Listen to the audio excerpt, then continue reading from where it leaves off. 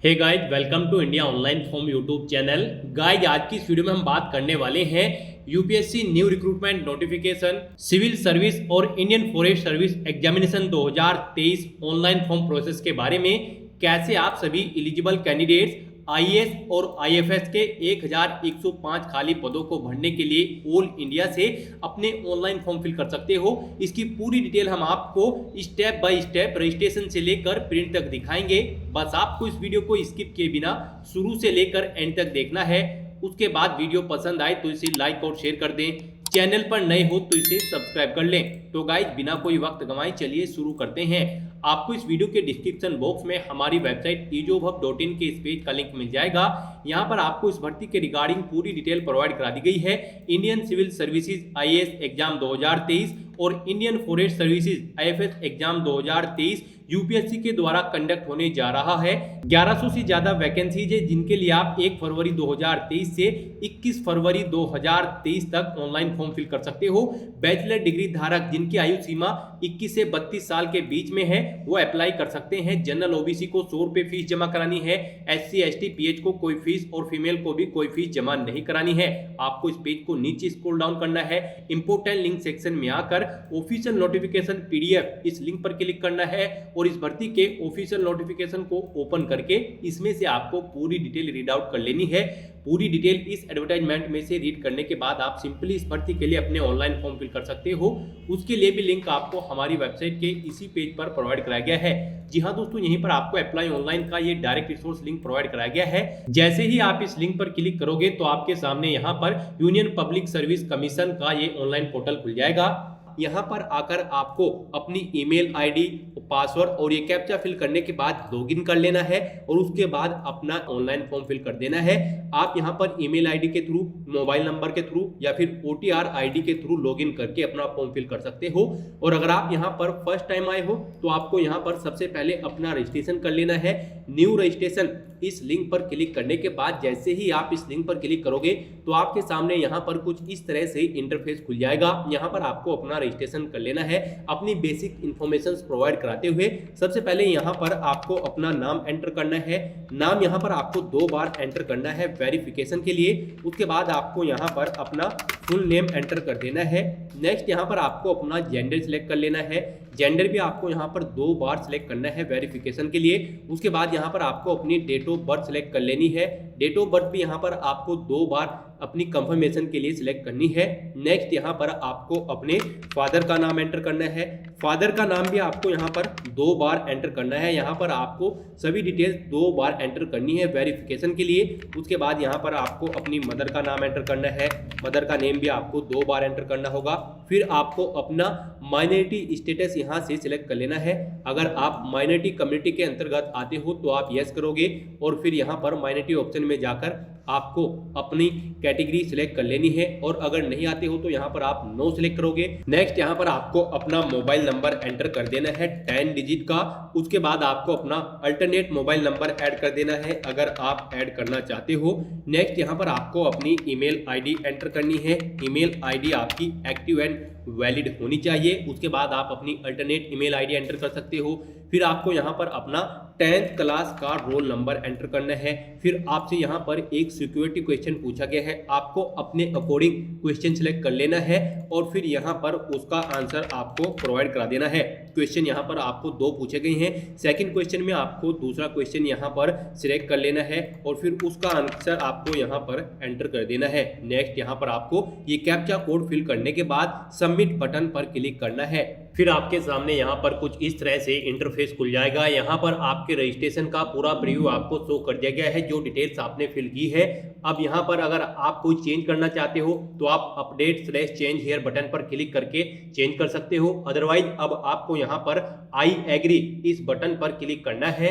Next आपके सामने यहाँ पर कुछ इस तरह से इंटरफेस खुल जाएगा। अब आपके रजिस्टर्ड मोबाइल नंबर और ईमेल आईडी पर ओटीपी सबमिट कर दी गई है। दोनों ओटीपी आपको यहाँ पर एंटर करके वेरीफाई ओटीपी बटन पर क्लिक करना है और अपने मोबाइल नंबर और ईमेल आईडी को वेरीफाई कर लेना है। नेक्स्ट आपके सामने यहाँ पर कुछ इस तरह से इंटरफेस खुल जाएगा। आपका 1 टाइम रजिस्ट्रेशन कंप्लीट हो चुका है सक्सेसफुली। अब आपको यहाँ पर इस इमेज पर क्लिक करके उसका एक प्रिंट प्रिंट आउट ले लेना है फ्यूचर रेफरेंस के लिए, फ्यूचर यूज के लिए। अपनी OTR ID का प्रिंट लेने के बाद अब आपको यहाँ पर लॉगिन बटन पर क्लिक करना है।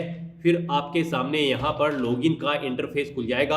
अब यहाँ पर आप ईमेल आईडी, मोबाइल नंबर या फिर OTR ID के थ्रू लॉगिन कर सकते हो। ईमेल आईडी के थ्रू अगर आप अप्लाई करते हो तो यहाँ पर आपको अपनी मेल आईडी और गेट OTP बटन पर क्लिक करके OTP जनरेट करना है। आपकी रजिस्टर्ड ईमेल आईडी पर एक OTP आएगा, वो OTP आपको यहाँ पर एंटर करना है और इस कैप्चा कोड को यहाँ पर फिल करना है और फिर लॉगिन कर लेना है। और अगर आप मोबाइल नंबर के थ्रू लॉगिन करना चाहते हो तो यहाँ पर आपको अपना मोबाइल नंबर एंटर करना है, फिर गेट OTP बटन पर क्लिक करके एक OTP जनरेट करना है। आपके रजिस्टर्ड मोबाइल नंबर पर एक OTP सबमिट कर दिया जाएगा, वो OTP आपको यहाँ पर एंटर करना है और ये कैप्चा कोड यहाँ पर फिल करने के बाद लॉगिन कर लेना है। और अगर आप OTR ID के थ्रू लॉगिन करना चाहते हो तो यहाँ पर आपको आपकी OTR ID एंटर करनी है जो आपके रजिस्ट्रेशन टाइम पर आपको प्रोवाइड कराई गई थी। वो OTR ID आपको यहाँ पर एंटर करनी है और पासवर्ड यहाँ पर एंटर करने के बाद आपको ये कैप्चा कोड यहाँ पर फिल करना है और लॉगिन कर लेना है। तो आपके सामने यहाँ पर अब इस तरह से इंटरफेस खुल जाएगा। अब यहाँ पर आपको अपना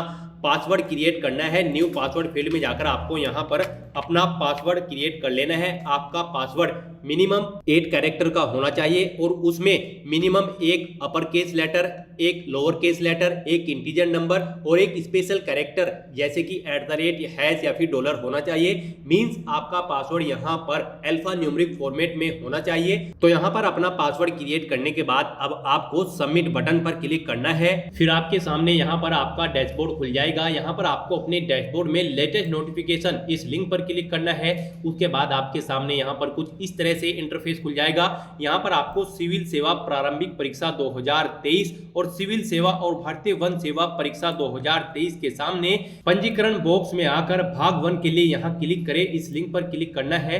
उसके बाद आपके सामने यहाँ पर कुछ इस तरह से इंटरफेस खुल जाएगा। आपको सभी जनरल इंस्ट्रक्शंस प्रोवाइड करा दी गई हैं। इस फॉर्म को फिल करने से पहले आपको इन सभी इंस्ट्रक्शंस को 1 बाय 1 करके केयरफुली रीड आउट कर लेना है। उसके बाद यहाँ पर आपको हाँ ऑप्शन पर सिलेक्ट कर लेना है।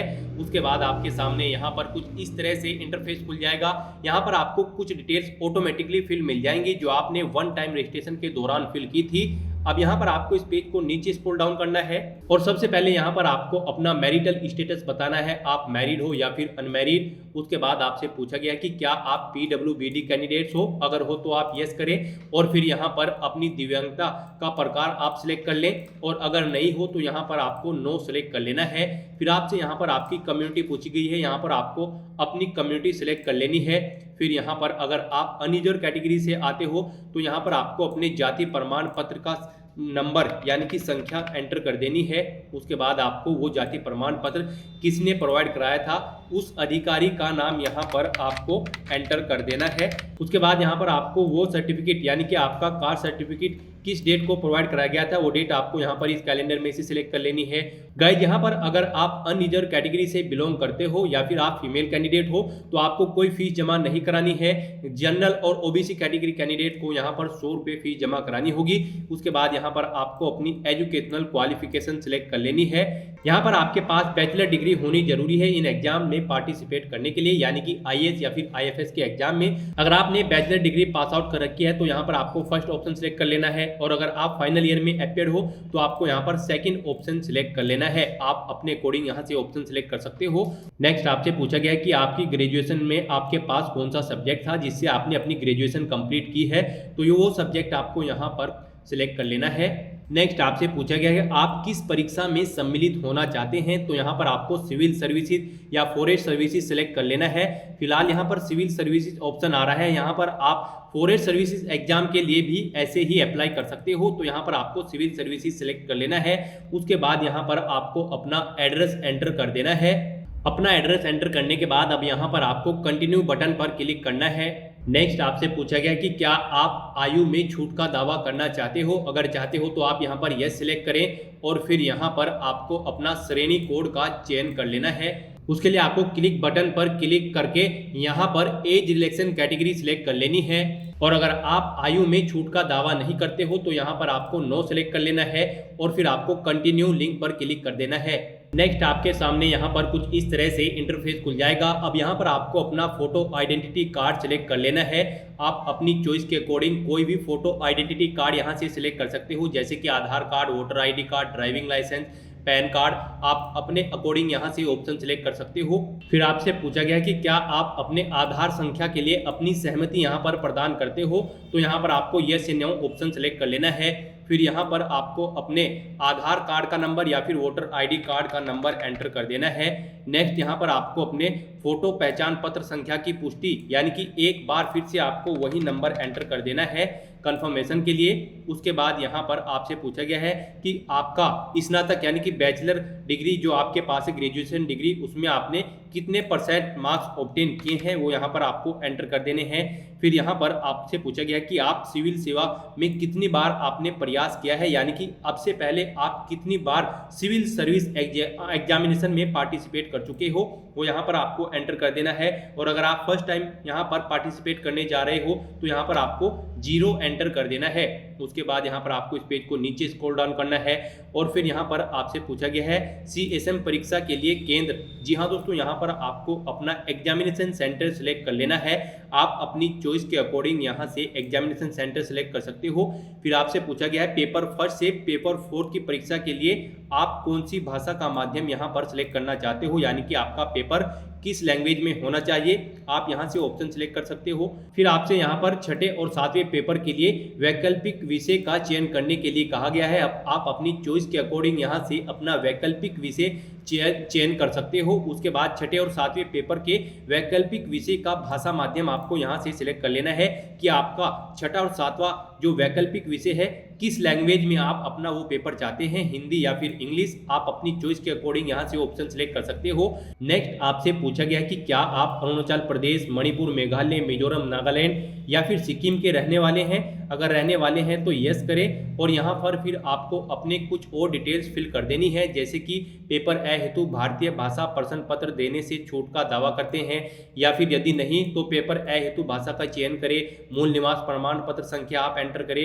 मूल निवास प्रमाण पत्र जारी करने वाले अधिकारी का नाम आपको एंटर करना होगा और उसका प्रमाण पत्र की तारीख आपको यहाँ पर सेलेक्ट कर लेनी होगी। और अगर आप अरुणाचल प्रदेश, मणिपुर, मेघालय, मिजोरम, नागालैंड या फिर सिक्किम के रहने वाले नहीं हैं तो यहाँ पर आपको नो सेलेक्ट कर लेना है और फिर यहाँ पर आपको कुछ डिटेल्स एंटर नहीं करनी है।